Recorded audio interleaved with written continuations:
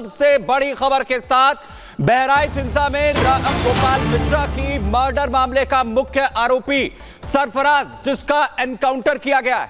बड़ी जानकारी आपको दे रहे हैं। राम गोपाल मिश्रा हत्याकांड के मुख्य आरोपी सरफराज का एनकाउंटर हुआ है। एनकाउंटर में गोली लगने से मुख्य आरोपी सरफराज घायल है, नेपाल भागने की फिराक में था। तस्वीरें आप देखिए। राम गोपाल मिश्रा हत्याकांड का मुख्य आरोपी है सरफराज, जिसका एनकाउंटर किया गया है। गोली लगी है पैर में और घायल है। नेपाल भागने की फिराक में था सरफराज, जो पुलिस के हत्थे चढ़ा। एनकाउंटर यहां पर किया गया। लगातार ताबड़तोड़ छापेमारी हो रही थी सरफराज तक, उस तक पहुंचने के लिए। सरफराज के साथ ही तालिब को भी गोली लगने की जानकारी सामने आ रही है। ये तस्वीरें हम आपको दिखा रहे हैं, जहां एनकाउंटर के बाद तस्वीरें सामने आई है सरफराज की। आपको बता दें, ताबड़तोड़ छापेमारी जारी थी। बहराइच के राम गोपाल मिश्रा हत्याकांड का मुख्य आरोपी सरफराज, जो कोशिश कर रहा था नेपाल भागने की फिराक में था, लेकिन एनकाउंटर किया गया है। नानपारा इलाका हंडा बसेरी नहर के पास एनकाउंटर किया गया है। 5 नामजद आरोपी हैं एनकाउंटर में। वहीं आपको बताएं कि इनमें से गिरफ्तार जो है वो 5 किए गए आरोपी, जिनके पास से अवैध हथियार भी बरामद किए गए हैं। तो बड़ी जानकारी आपको इस वक्त दे रहे हैं।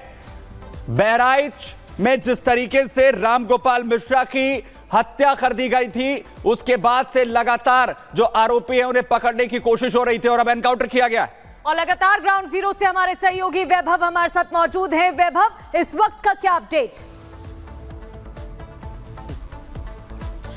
बिल्कुल, बिना देर के अपने दर्शकों को हम वो तस्वीर दिखाना चाहेंगे। आप देखिएगा, सरफराज और तालिब को अब यहां पर एम्बुलेंस के जरिए जो है वो जिला अस्पताल लेकर जाया जा रहा है। ये तस्वीर सबसे पहले रिपब्लिक भारत अपने दर्शकों को दिखा रहा है और ये तस्वीर उस सवालिया निशान पर पूरी तरह से पूर्ण विराम है, जो लगातार पुलिस के कार्यशैली पर पिछले 4 दिन से उठ रहे थे कि अभी तक मुख्य आरोपियों की गिरफ्तारी पुलिस नहीं कर पाई है। 55 अरेस्टिंग इस पूरे प्रकरण में अब तक हुई थी, लेकिन मुख्य आरोपियों को लेकर जो तलाश जारी थी, उस तलाश के बीच आज सरफराज और तालिब का एनकाउंटर हुआ है। इसी एम्बुलेंस के जरिए तालिब और सरफराज को अब जिला अस्पताल यानी कि बहराइच के डिस्ट्रिक्ट हॉस्पिटल लेकर जाया जा रहा है। स्थिति क्या कुछ है, सरफराज और तालिब की क्या कंडीशन है, कहां पर गोली लगी है, इस वक्त उनकी स्थिति क्या है, उसको लेकर भी एक अपडेट हम अपने दर्शकों को सबसे पहले देंगे। लेकिन ये सबसे बड़ी पिक्चर आज अपने दर्शकों को दिखा दे कि यहां पर सरफराज और तालिब को अब इस एम्बुलेंस के जरिए जो है वो बहराइच के जिला अस्पताल लेकर जाया जा रहा है। नेपाल बॉर्डर के ठीक तकरीबन 5 से 7 किलोमीटर पहले नहर के पास मुठभेड़ होती है और नेपाल भागने के फिराक में ये दोनों हत्यारोपी, जिसके बाद इन दोनों को उत्तर प्रदेश की पुलिस जो है वो एनकाउंटर में घायल करती है और अब जिला अस्पताल लेकर जो है वो सरफराज और तालिब को जाया जा रहा है।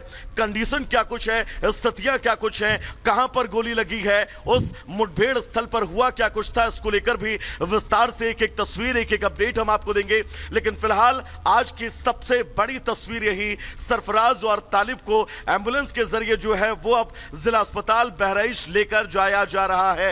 ये तस्वीर आप देख सकते हैं, पुलिस के तकरीबन 4 से 5 गाड़ियां, बीच में एक एम्बुलेंस और अब जिला अस्पताल जो महज यहां से अब मुश्किल से 300 से 400 मीटर ही बचा है, उस जिला अस्पताल में सरफराज और तालिब को लेकर उत्तर प्रदेश की पुलिस जो है वो पहुंच रही है। ये बहुत बड़ी तस्वीर और आप देख सकते हैं इसी एम्बुलेंस के अंदर जो है वो सरफराज और तालिब इस वक्त मौजूद हैं। उनके स्वास्थ्य को लेकर अपडेट क्या कुछ है, कहां पर गोली लगी है, एक तस्वीर जो है वो हम आपको दिखाएंगे। लेकिन फिलहाल ये तस्वीर आप देख सकते हैं बहराइच जिला अस्पताल के ठीक बाहर की ये तस्वीर, जहां पर आप देख रहे हैं कि कैसे यहां पर उत्तर प्रदेश की पुलिस जो है वो इस एम्बुलेंस में सरफराज और तालिब को लेकर इस वक्त जा रही है। पहले खबर ये थी कि नानपारा CSC इन दोनों लोगों को लेकर जाया जाएगा, लेकिन फिलहाल अब आप देख सकते हैं कि यहां पर अब आप देख सकते हैं कि यहां पर पुलिस ने जो है वो फिलहाल जी तो देखिए, तस्वीरें लगातार आपको दिखा रहे हैं, एक्सक्लूसिव तस्वीरें आप देख रहे हैं। ये बड़ी जानकारी निकलकर सामने आई, सरफराज और तालिब को मुठभेड़ में पुलिस ने गोली मारी है। फिलहाल क्या हालत है ये भी एक एक कर अपडेट आपको बताएंगे। लेकिन ये 2 तस्वीरें टीवी स्क्रीन पर आप देख रहे हैं। गोपाल मिश्रा पर गोली चलाने वाले 2 आरोपियों को गोली मारी गई है। दिनेश प्रताप सिंह यूपी सरकार में मंत्री इस वक्त हमारे साथ जुड़े हुए हैं। दिनेश प्रताप जी, अभी बड़ी खबर सामने आई, हालांकि जो आरोपी है दोनों के दोनों वो खतरों से बाहर है, लेकिन इस तरह के जब एनकाउंटर्स होते हैं उन पर भी सवाल खड़े होते हैं और अब ये कहा जा सकता है दूसरी तरफ कि जो राज है वो गलते हुए नजर आएंगे आरोपी। मुझे गर्व है कि मैं उस सरकार के साथ सेवा करने का अवसर पा रहा हूं जिसके मुख्यमंत्री उत्तर प्रदेश के माननीय योगी आदित्यनाथ जी हैं, जिनकी दृढ़ इच्छा शक्ति के बलबूते लोगों को न्याय मिल पा रहा है।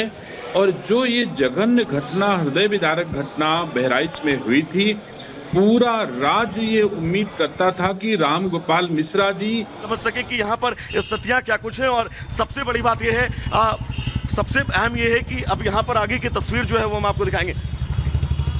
गाड़ी में बैठिए, उधर चलिए, माइक दीजिए, माइक दीजिए। दूसरा